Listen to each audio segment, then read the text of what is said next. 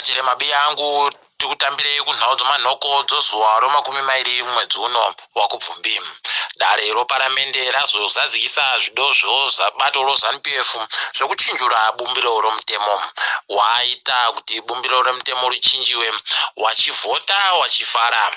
Kureketa kuno kwai watongi wachabvopinda ba pakuitwa sarudzo dzobvunzo dziya dzaiitwa pajekerere ukowa kubvumiwa kutonga kunyange wakapfuura makore makumi manomwe. Apawo mutungamiri wenyika akumanikidziwa ba kuti adome munhu achazoita ndiye mutevedzeri womutungamiri wenyika. Idi pakanyangaritsa zvinhu zvacho zvinoramba zvindooma.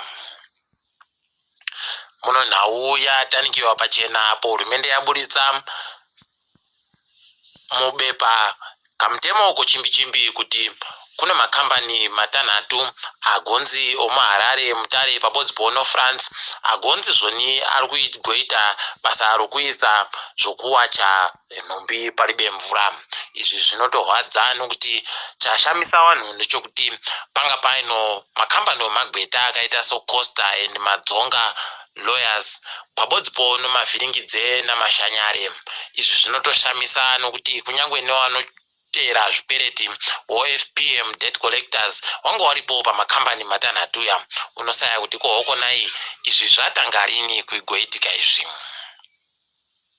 Wamunanga Gbanyasi wagoita kakuvhundunura dare rawo romakurukota wachiparadza hofisi yawakembo muhadhi. Kuparadza kuwaita ndokokubvisa David Marapira wakamisa muhofisi mawo, wakabvisapo Damasane, wakabvisapo Pabodzina Amos Marawa. Vanhu wandoisiwa mumapazi akasiyana-siyana ohurumende asi wari wakuru.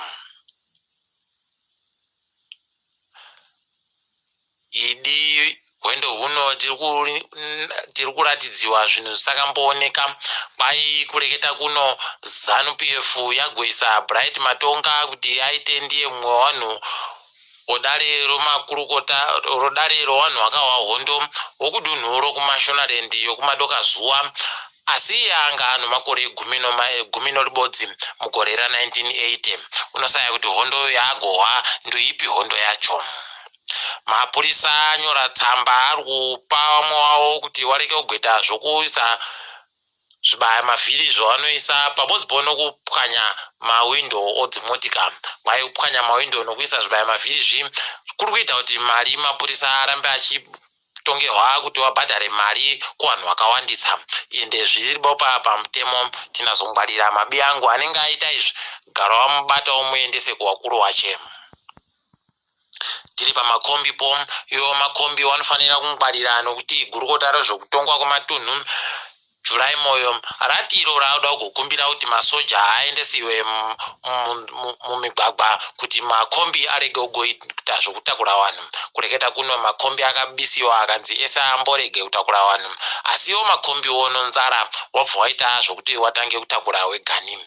Idi pakanyangara tinoimba kuti wanogokuwadziwa ba kana masoja akanzi auya.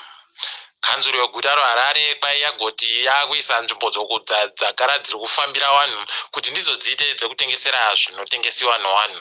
Zvinotorwadza nokuti wakuru weguta wari kuratidza kuperehwa nokusaya mano okuti voita sei kuti zvinhu zviye zvichinje. Pakanyangarisa apa tinoimba kuti wachagochinja maitiro.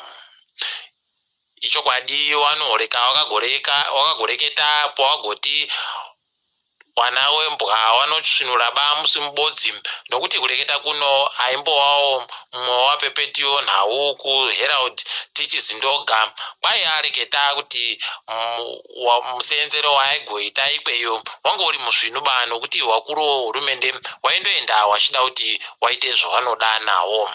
Ichokwadi kuti wese wanobvisiwa pakujapo wanozotanga kubengenuka kuti zvanga zvakanyangaritsa kana wabisiwa.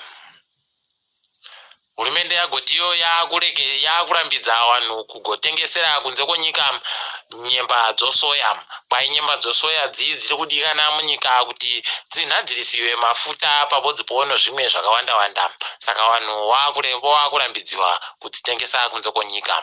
Mari yokuAmerica nyasi yenge iri kutengewa kana mari yomunyika yasvika madhora 40 anoina nemasendi 40. Apo nyasi kwapuwa mari inoti mamiliyoni 30 omari yokuAmerica. Tidinge hedu dzopasi rese. Kwai South Africa yakubika mupfungwa zvokutoti yakufunga kubenhutsa pokare fenzi yomagetsi pazambuko Robert Bridge.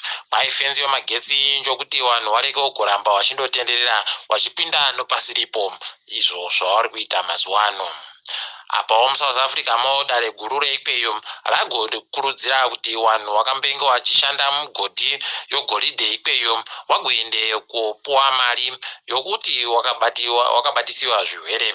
Kwai mariyo iri kubvira pamadhora zviuru 10 zvomuSouth Africa kusvika kumadhora anosvika kana zviuru 50 chaiwo.